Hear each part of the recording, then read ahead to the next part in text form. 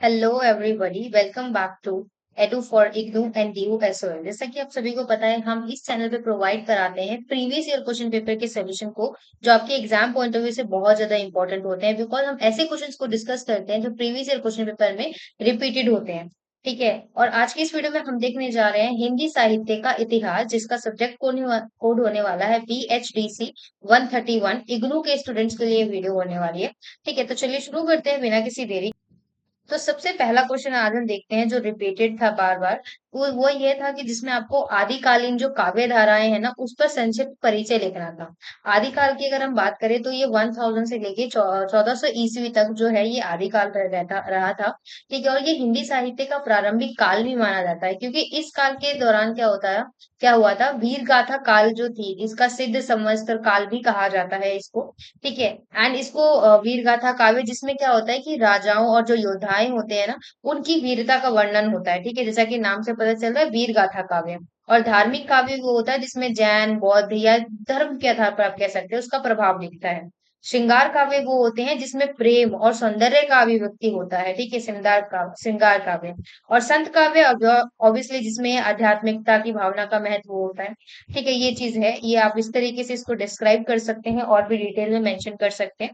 Next है question number second, जिसमें आपको भक्ति आंदोलन के उदय पर प्रकाश डालना है। तो भक्ति आंदोलन के उदय की बात करें तो ये 8वीं से 17वीं शताब्दी के बीच हुआ था। ठीक है, और यह जो है आंदोलन धार्मिक और सामाजिक पुनर्जागरण का प्रतीक माना जाता है, क्योंकि इसके थ्रू क्या हुआ था कि भक्ति जो थी उसको, उसमें ईश्वर के प्रति जो थे, उसमें सर्वोत्तम ईश्वर को माना गया था। ठीक है, और इस आंदोलन ने जाति पाति या सामाजिक भेदभाव जितने भी थे उसको भी चुनौती दी थी, और साधारण जनमानस को ना भक्ति के सरलता मार्ग पर चलने के लिए प्रेरित किया था। इसका प्रारंभ अगर हम बात करें तो दक्षिण भारत में आलवर और नैनार संतों द्वारा हुआ था। ठीक है, और उत्तर भारत में रामनंद, कबीर, मीरा, सूरदास, इनके थ्रू हुआ था। ठीक है, तुलसीदास हो गए। तो आप ये जरूर मेंशन करना अपने आंसर में, आप अपने वर्ड्स को भी एड ऑन करेंगे, साथ साथ इन लाइनों को तो बिल्कुल भी मत भूलना। ठीक है, next question number third, that is Krishna भक्ति काव्य धारा के विकास का परिचय दीजिए। कृष्ण भक्ति की बात करें तो बेसिकली ये 15वीं शताब्दी में हुआ था। इस काव्य धारा में बेसिकली कृष्ण को ही सर्वोत्तम माना गया है। उनके हर तरीके के प्रतिमा को पूजित किया जाता था, उनपे भक्ति की जाती थी, चाहे वो बाल हो, किशोर हो, या उनके प्रेमी रूप हो, राधा कृष्ण का प्रेम हो, उनकी रास लीलाएं हो। ठीक है, उनके बाल कथा के बारे में हो, मतलब बाल मतलब उस कृष्ण से रिलेटेड जितनी भी चीजें थी, जितने भी स्वरूप थे, सभी का पूजन किया जाता था इसमें। ठीक है, तो ये कृष्ण भक्ति की काव्य धारा थी, जिसको आप इस तरीके से मेंशन कर सकते हैं। नेक्स्ट क्वेश्चन इज, रीतिबद्ध काव्य धारा को स्पष्ट करते हुए उसके प्रमुख कवियों के योगदान की चर्चा करनी है आपको। रीतिबद्ध काव्य धारा की बात करें तो इस 17वीं और 18वीं शताब्दी का विकास है। ठीक है, जिसमें दरबारी संस्कृति के प्रभाव में हुआ था ये जो है। और इसमें काव्य धारा जो है नियमों का पालन करते हुए कुछ की रचनाएं की जाती हैं। और ये धारा जो है श्रृंगार रस हो गया, ठीक है, न्यायिक भेदभाव की प्रधानता हो गई, ये चीज इसमें थी। ठीक है, और ये केशवादास हो गए, बिहारी हो गए, भिखारी दास हो गए, मतीराम हो गए, इन सभी के नाम का उल्लेख इसमें मिलता है। बिहारी का सच्चाई अगर बात करें तो इस धारा के सर्वश्रेष्ठ उदाहरण है। ठीक है, इन कवियों के श्रृंगार रस के साथ साथ जो नीति और सामाजिक जीवन था ना, उसके विविध पक्षों का भी वर्णन इसमें मिला है। नेक्स्ट क्वेश्चन नंबर 5 में देखते हैं, नई कहानियों की विशेषताओं पर प्रकाश डालिए। नई कहानी की अगर हम बात करें तो यह आंदोलन 1950 के दशक में आरंभ हुआ था, और इसका उद्देश्य सामाजिक यथार्थ को नए दृष्टिकोण से प्रस्तुत करना था। मतलब जितना भी समाज था उसको नए दृष्टिकोण से प्रस्तुत करना इसका मेन मोटिव था। इसमें तीन बेसिकली आप मेन बातें बता सकते हैं। यथार्थवाद, जिसमें कि वास्तविकता की जीवन से रिलेटेड जितनी भी घटनाएं हैं, स्थिति है, उसका चित्रण हुआ है, उसका वर्णन हुआ है। ठीक है, मनोवैज्ञानिक गहराइयां, इसमें आप बता सकते हैं कि आंतरिक संघर्षों और भावनाओं का बारीकी से विश्लेषण इसमें किया गया है।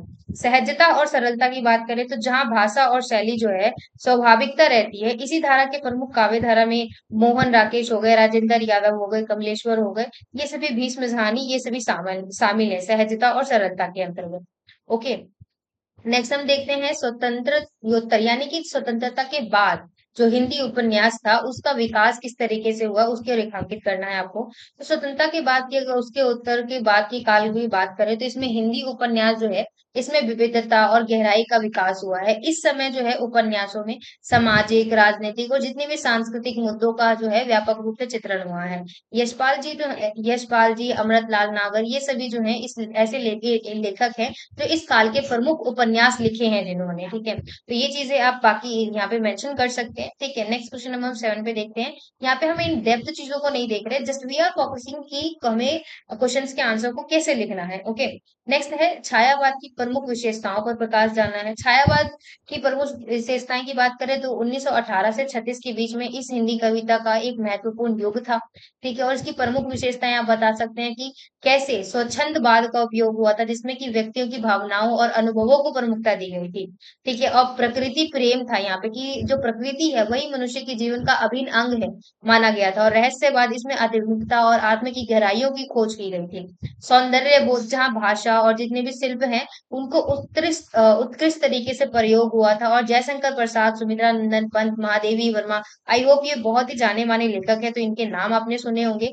यही जो है सूर्यकांत त्रिपाठी निराला, ये छायावाद के प्रमुख कवि माने जाते हैं। ओके, नेक्स्ट हम देखते हैं क्वेश्चन नंबर 8, जिसमें आपको बताना है प्रसादोत्तर हिंदी नाटक के विकास का स्पष्ट कीजिए। तो इसकी बात आप कह सकते हैं जयशंकर प्रसाद जो है उनके पश्चात हिंदी नाटक के ना नए आयामों को छुआ है। मतलब जब जयशंकर प्रसाद की बात कर रहे हैं हम, तो उनके बाद जो हमारा हिंदी नाटक था उसने भाई कई तरीकों के आयामों को छुआ था। जैसे कि हमारे कई काल हैं, जैसे कि धीरे धीरे पारसी थिएटर आया, विदेशी नाट्य रूप में हुआ, विकसित हुआ, लक्ष्मी नारायण के द्वारा मिश्र, जगदीश चंद्र द्वारा माथुर, ठीक है, और मोहन राकेश, धर्म भारती जैसे जो नाटककार थे, इनके द्वारा भी इस दौर में महत्वपूर्ण योगदान रहा है।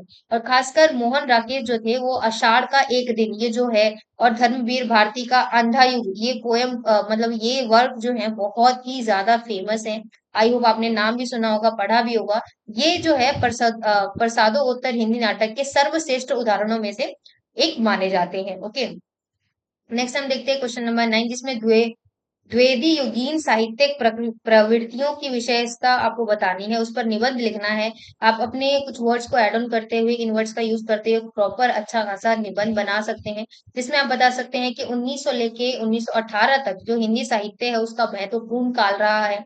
ये राष्ट्रीय चेतना, सामाजिक सुधार और शिक्षात्मक, इन चीजों पर यहाँ पे जो है फोकस ज्यादा रहा है। और भाषा सुधार करना, जिसमें खड़ी बोली हिंदी का विकास हुआ। पहले ब्रज भाषा, मैथिली, इन सबका उपयोग होता था। ठीक है, अब क्या होने लग गया, खड़ी भाषा का उपयोग होने लग गया। ठीक है, और रामचंद्र शुक्ल जैसे जाने माने उल्लेखनीय इस समय के जो है लेखक हैं। नेक्स्ट हम देखते हैं क्वेश्चन नंबर 10, जिसमें आपको बताना है भारतेंदु युगीन गद्य का परिचय देना है। भारतेंदु युग जो है 1857 से लेके 1900 तक था। ठीक है, ये जो है हिंदी साहित्य का एक पुनर्जागरण काल भी इसको माना जाता है। और इस युग में जितने भी गद्य लेखन थे ना, उनका व्यापक रूप से विकास हुआ था, आप कह सकते हैं। ठीक है, और भारतेंदु जो हरिश्चंद्र हैं, भारतेंदु हरिश्चंद्र जी जो हैं, उन्होंने हिंदी गद्य को एक सरल और सुबोध प्रभावी बनाने के लिए कार्य किया है। उन्होंने निबंध लिखे हैं, नाटक लिखे हैं, पत्र लिखे हैं, और पत्रकारिता के माध्यम से समाज में चेतना का प्रसार किया है। और इस काल में आप बता सकते हैं कि कैसे ऐतिहासिक, धार्मिक और सामाजिक विषयों पर गद्य लिखा गया है। भारतेंदु के साथ ही साथ आप बता सकते हैं कि कैसे बाल कृष्ण भट्ट जो प्रताप नारायण मिश्र हैं, उनका श्रीनिवास दास जैसे लेखकों ने भी इस गद्य की साहित्य का महत्वपूर्ण योगदान दिया है। नेक्स्ट हम देखते हैं क्वेश्चन नंबर 11, जिसमें आपको बताना है हिंदी साहित्य के काल विभाजन के विभिन्न जितने भी प्रयास हैं उन पर प्रकाश डालना है। आप बता सकते हैं आदिकाल, भक्ति काल, रीति काल, आधुनिक काल, इन सभी को आप इन डिटेल इन डेप्थ बता सकते हैं।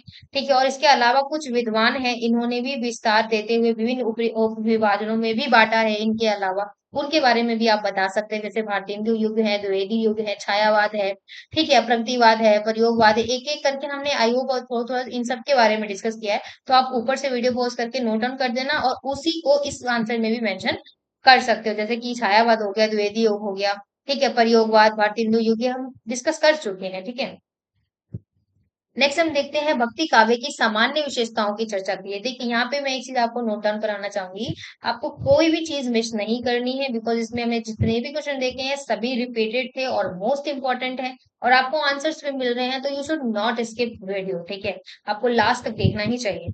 नेक्स्ट हम देखते हैं भक्ति काव्य की सामान्य विशेषताओं की चर्चा करने में। भक्ति काव्य में बात करें तो ईश्वर के प्रति जो प्रेम हो गया, समर्पण हो गया, इसकी भावना जो है प्रमुख रूप से अभिव्यक्त होती है। इसकी सामान्यता विशेषता आप बता सकते हैं भक्ति भावना, सरल भाषा और शैली का उपयोग, सामाजिक समानता, व्यक्तिगत और सामूहिक भक्ति, जिसमें भक्ति को व्यक्तिगत और सामूहिक दोनों रूप से अभिव्यक्त किया जाता है, नैतिकता और धार्मिकता। ओके, ये चीज है यहाँ पे आप बता सकते हैं। क्वेश्चन नंबर 13 की बात करें तो इसमें आप बताएंगे कि कैसे संत काव्य के भाव पक्ष को रेखांकित करना है आपको। संत काव्य के भाव पक्ष की बात करें तो ये आध्यात्मिकता, मानवता, इनकी प्रमुख भावना दिखाता है। ठीक है, संत काव्य का मुख्य उद्देश्य क्या है कि आत्मा की शुद्धि करना, ईश्वर के साथ एकात्मकता प्राप्त करना। इसके भाव पक्ष में अद्वैतवाद हो सकता है, प्रेम और करुणा हो सकता है, साधना और तपस्या, सहजता और सरलता, इन सभी को आप यहाँ पे डिस्क्राइब कर सकते हो। नेक्स्ट हम देखते हैं क्वेश्चन नंबर 14, जिसमें आपको बताना है प्रेमचंद्र पूर्व हिंदी कहानी का प्रकाश डालिए। मतलब उनके पहले, प्रेमचंद से पहले की बात करें तो हिंदी की जो कहानियां है उसका विकास जो है प्रारंभिक रूप में था। इस समय की कहानियों में आदर्शवाद दिखता था, नैतिकता पर जोर दिया जाता था। बाबू देवकी नंद खत्री जो है और लाल श्रीनिवास दास, ये इस समय के बहुत ही जाने माने लेखकों में से आते हैं। ठीक है, इस उन्होंने ही इस परंपरा को विकसित किया था। ठीक है, और ये जो है इन कहानियों को लोक कथाओं और पौराणिक कथाओं का प्रभाव भी इन कहानियों में देखने को मिलता था। और प्रेमचंद के आगमन से ही जो हिंदी कहानी थी ना, उसमें यथार्थवाद और समाज सुधार जैसी प्रवृत्तियों का समावेश हो गया। वह अन्यथा उससे पहले ये सभी चीजें होती थी। ठीक है, नेक्स्ट हम देखते हैं क्वेश्चन नंबर 15, जिसमें आपको हिंदी काव्य के विकास को स्पष्ट करना है। देखिए ये क्वेश्चन बहुत इंपॉर्टेंट है, बिकॉज इसमें आपको बताना है कि कैसे हिंदी काव्य का विकास हुआ है धीरे धीरे। तो समकालीन हिंदी काव्य की बात करें तो ये विविधता जो है और नवीनता जो है उसमें समावेश हुआ है। इसमें सामाजिक, राजनीतिक, सांस्कृतिक मुद्दों का जो है व्यापक रूप से विचार किया गया था। प्रमुख प्रवृत्तियों की बात करें, आधुनिकता जिसमें व्यक्तिवाद आता है, समाज की जटिलताओं पर ध्यान केंद्रित किया जाता है। ठीक है, प्रगतिवाद की बात करें तो इसमें समाजवाद और जनवादी विचारधारा का प्रभाव देखा जा सकता है। प्रयोगवाद जिसमें भाषा, शैली और विषय में एक नए प्रयोग हुए हैं। स्त्री विमर्श और दलित साहित्य जिसमें हाशियों पर खड़े जो लोग होते हैं उनकी आवाज को प्रमुखता दी जाती है। इस दौर के कवियों में अज्ञेय, मुक्तिबोध, रघुवीर सहाय और अरुण कमल शामिल हैं। ठीक है, इसके बारे में आप बता सकते हैं। नेक्स्ट हम देखते हैं क्वेश्चन नंबर 16, जिसमें आपको बताना है प्रेमचंद युगीन हिंदी उपन्यासकारों के योगदान की चर्चा करनी है। ये वाला आप ऊपर वाले एक आंसर में मैंने आपको बताया था, वहां पे भी मेंशन कर सकते हैं। ठीक है, प्रेमचंद युगीन उपन्यासकारों की बात करें तो ये हिंदी साहित्य को सामाजिक यथार्थ और मानवता का एक नया दृष्टिकोण दिया है। प्रेमचंद के साथ साथ यहाँ पे जो वृंदा नाल वर्मा है, सुभद्रा कुमारी चौहान है, ये बहुत ही फेमस राइटर है ये भी। ठीक है, और यही जो है हिंदी उपन्यास को समृद्ध किया है इन्होंने। और प्रेमचंद जो है उनका जो गोदान, गबन, ये जैसे उपन्यास जो हैं मध्यम वर्ग की समस्याओं को उजागर करते हैं और बताते हैं कि किस तरीके से मध्यम वर्ग को समस्याओं का सामना करना पड़ता है। जैनेन्द्र जो है उन्होंने मनोवैज्ञानिक गहराइयों का चित्रण किया है, जबकि यशपाल ने सामाजिक और राजनीतिक मुद्दों पर अपने उपन्यास प्रकाश किए हैं। तो इस तरीके से सभी ऑथर, सभी राइटर्स का, सभी लेखकों का अलग अलग योगदान रहा है। और आप इस तरीके से एक एक करके आप सभी चीजों को डिस्क्राइब कर सकते हैं। आई होप आपको सभी चीजें समझ में आ गई होंगी। इनके अलावा किसी और क्वेश्चन का या फिर किसी भी और सब्जेक्ट कोड का अगर आपको सोल्यूशन चाहिए तो आप हमें कमेंट सेक्शन में बताना ना भूलें। हम जरूर ट्राई करेंगे आपको जल्द से जल्द प्रोवाइड कराने का। यहाँ तक ये वीडियो देखने के लिए आपका बहुत बहुत धन्यवाद, and don't forget to like, share and subscribe. Thank you.